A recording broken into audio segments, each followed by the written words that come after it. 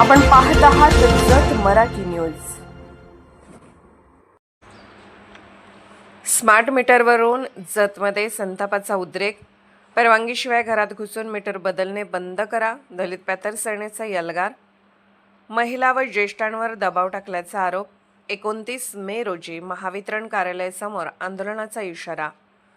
जतनगर आणि तालुक्यात smart meter बसवण्याच्या प्रक्रियेवरून आता वातावरण तापू लागले असून दलित पॅथर सेनेने महावितरण प्रशासनाविरोधात तीव्र आक्रमक भूमिका घेतली आहे।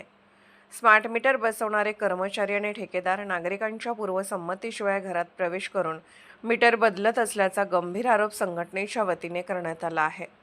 या संदर्भात दलित पॅथर सेनेचे जत तालुका अध्यक्ष नवनाथ पवार व उपाध्यक्ष अतुल येवले यांच्या नेतृत्वाखाली महावितरण कार्यालयाला निवेदन देण्यात आले। निवेदनात म्हटले आहे की नागरिकांना कोणतीही पूर्वसूचना न देता जुन्या मीटरच्या जागी स्मार्ट मीटर बसवण्याची मोहीम सुरू असून अनेक ठिकाणी नागरिकांशी अरेरावी आणि उद्धट वर्तन केल्याच्या तक्रारी समोर येत आहेत।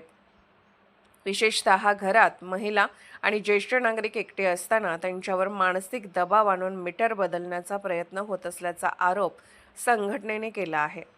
त्यामुळे नागरिकांमध्ये भीती आणि संतापाचे वातावरण निर्माण झाल्याचेही निवेदनात नमूद करण्यात आले आहे।